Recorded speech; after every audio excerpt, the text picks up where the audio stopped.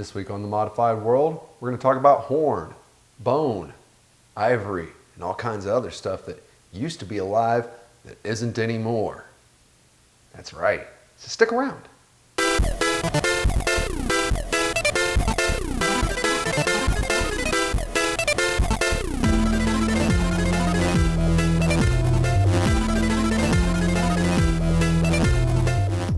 So welcome to The Modified World, the weekly web show about body modification, the people who do it, the people who get it, and why it matters. I'm your host, senior piercer at the world famous Pangea Piercing and the purveyor of all this internet wackiness, JC Potts. And this week, I'm going to be telling you about horn, bone, ivory, amber, and all kinds of other sweet organic products for your ear holes. Okay, so the first thing that we're going to need to talk about is how all of this stuff was acquired. Let me say that not a single bit of it was acquired from animals that were killed for their horns, bones, shells, teeth, anything like that. It's all strictly either the byproduct of food production or it's been dead for 1,000 years. So don't feel bad about it at all. Plus, it's almost exclusively from Bali, Indonesia, where these type of traditional hand-carved handicrafts have been feeding people's families for generations. And I know you don't hate indigenous people, so don't feel bad at all about buying, using, enjoying these products.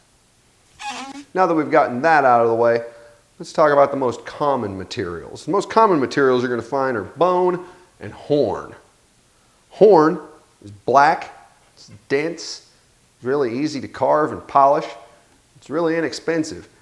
Horn is made out of keratin, same material that your fingernails are made out of. It's very dense and hard. The other one is bone. Bone is not made out of keratin. It's largely made out of calcium.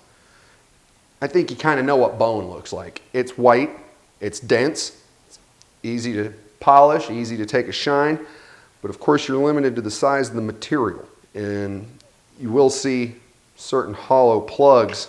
If you see solid plugs made from bone, what you're probably seeing is a hollow eyelet with a couple of caps glued on the end. On a long enough timeline, they'll wind up like this though. If you want something that looks like bone, and indeed is actually made out of bone, but is solid, dense, durable, and in thicker sizes, consider antler. Antlers are shed every year. Nobody's killing deer or elk or whatever just for their antlers, not to make body jewelry out of. Antler looks a lot like bone, only it's usually got a little bit of a grayer appearance. Of course, that type of stuff looks very similar to fossilized walrus. When we talk about fossilized walrus, you're going to typically see two pieces, either jawbone or the oosic. Oosic is an indigenous Alaskan word, which means baculum. Baculum is a penis bone. Yeah, that's right. Turns out there's some mammals out there that have bones in their penises. And they're large, hard, and durable. You can kind of tell because it looks a little bit like bone, only it's got these small black pock marks throughout the material. Now, it's not as inexpensive as bone, but it's a lot more durable and kind of a cool thing, and nothing died, of course, because it's been dead for 1,000 years. While we're talking about fossils that could possibly be mistaken for a violation of CITES, that's the Convention on the International Trade in Endangered Species, for those of you who don't know. While we're talking about that, let's talk a little bit about ivory. Ivory comes from teeth. In body jewelry, typically you're going to be finding fossilized mammoth tusk. However, though, it comes from the teeth of a lot of different animals. Narwhal, elephant, mastodon, mammoth, warthog, hippopotamus, and elk actually have two teeth that are ivory. I bet you didn't know that. It looks different than other teeth, like these pieces here that you see are made from mammoth tooth. Oh, gangster stuff. It shows Schrieger lines. There's V-shaped patterns in the ivory. The Schrieger lines look different depending on the species of animal that they're coming from. More fossils. Let's talk about amber. Amber's fossilized tree sap, millions of years old. It oozes out. Anybody who's watched Jurassic Park should know a little bit about amber already. It's an awesome material, especially for in the wintertime. It feels warm to the touch. And don't be fooled. A lot of what you're seeing out there sold as amber is actually plastic bullshit just glued together. It does take a discerning eye to see the difference. Basically, compare this picture of this nice piece of amber right here and compare and contrast that to what they're selling at the mall.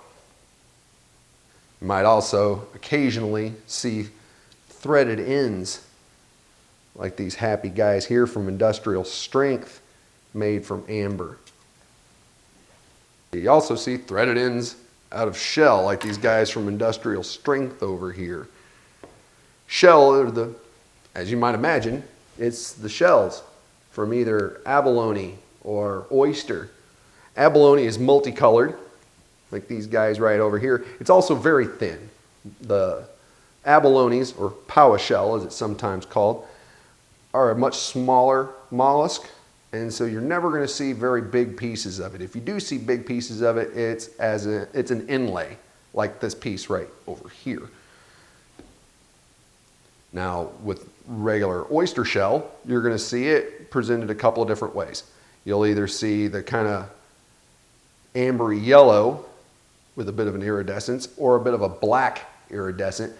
Either one of those, when you flip it over, you'll see that it has a nice shiny iridescent silver back. Lastly, let's talk about fossils. When we talk about fossils, we're talking about stuff that was alive millions of years ago and it's not anymore.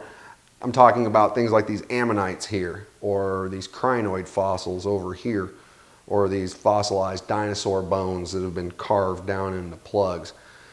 Once again, we're talking about something that was alive millions of years ago and now has completely turned over into rock.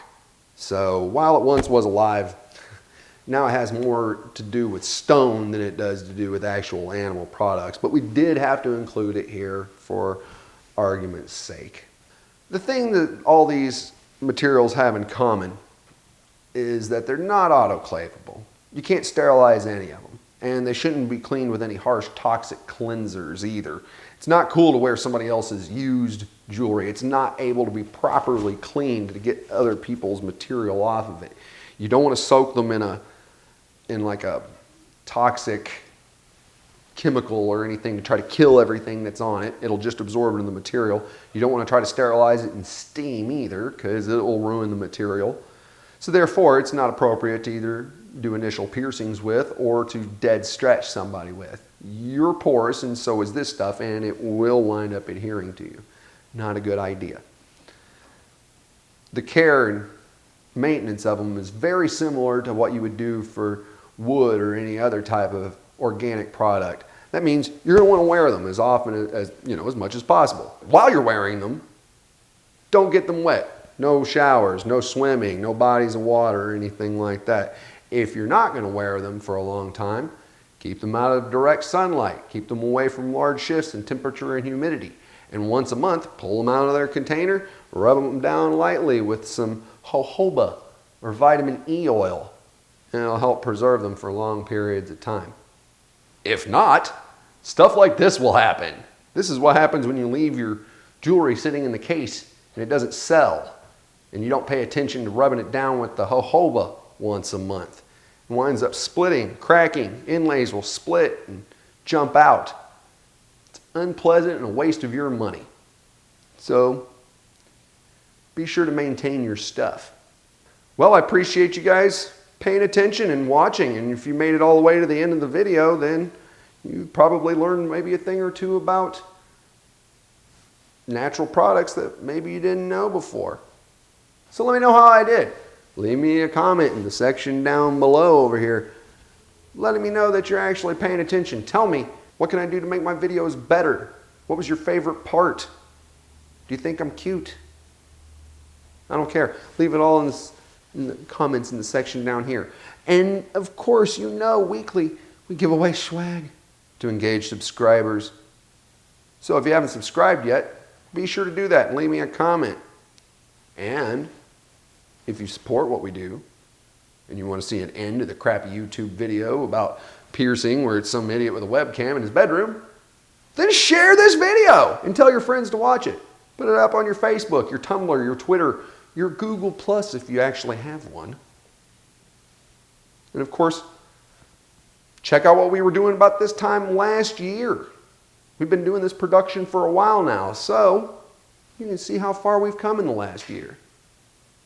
That's right. And be sure to come back next week for yet another episode of The Modified World. Dun, dun, dun.